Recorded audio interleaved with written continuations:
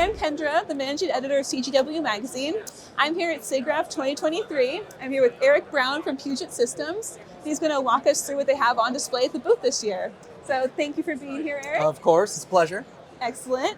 If you could tell us about the big announcement you just had today. Well, we have a couple things going on here at the booth today.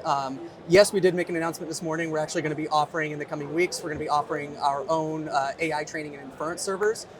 These will be quad 6,000 ADA systems. So they have plenty of VRAM to be able to handle a lot of enterprise workloads for AI, large language models and stuff like that. So very excited to be offering that. But then here at the booth, the demo that we're actually showing off here is a project by Corridor Digital, if you're familiar with them. They recently did a video to anime workflow where they released an anime without actually doing any animation. And it was a little controversial, but they actually just a couple days ago released a follow-up to that where they did actually contract out to like a 2D artist and had them create their own original anime style, which then they're applying and going through this whole workflow here where they actually train the model and then shoot all the source footage and then apply that model to the source footage.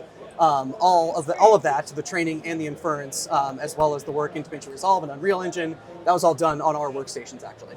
Oh, that's excellent. Yeah. Wait, so you have it on display here on this demo, right? Yes, Okay, yeah. Yep, this is the, and they were gracious enough to give us the entire project and everything. So this is the actual, like what you see here is the actual project files and the source footage for Anime Rock Paper Scissors 1. Oh, excellent. Yeah. So what all do we have shown? So on the left side here, what you have is kind of showing a before and after, I guess. Yeah. This is in DaVinci Resolve.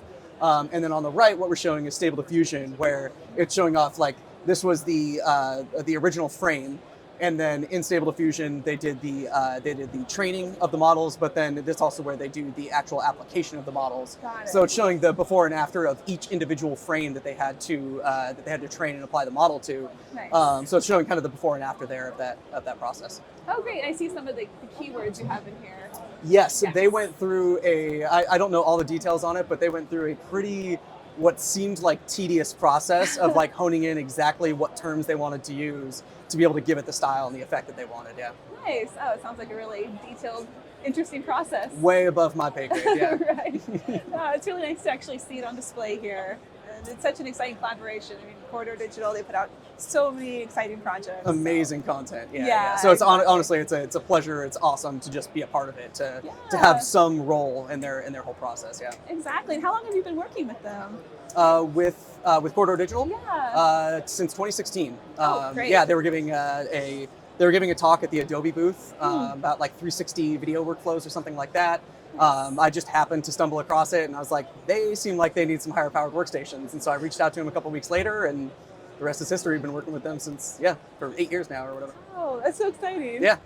Excellent. And what's coming up next for Puget Systems? For Puget Systems, honestly, this is probably one of the bigger things. I mean, I mentioned earlier the AI training and inference server that we're releasing this month. But yeah, we're really diving deeper into how AI is being applied into all these different spaces because, I mean, as you heard in the keynote earlier today, it really is being applied everywhere.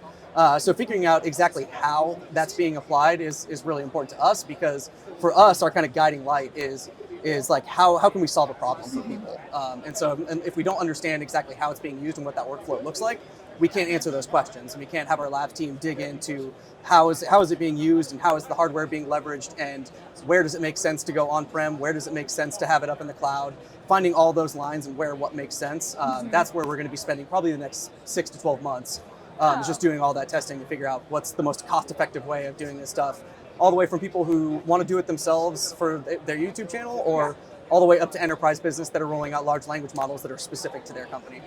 That's great. That's so exciting to hear. Yeah. Excellent. Well, thank you so much, Eric, for taking the time to talk to me about this and to show this to our readers. And yeah, thanks again. I appreciate you stopping by.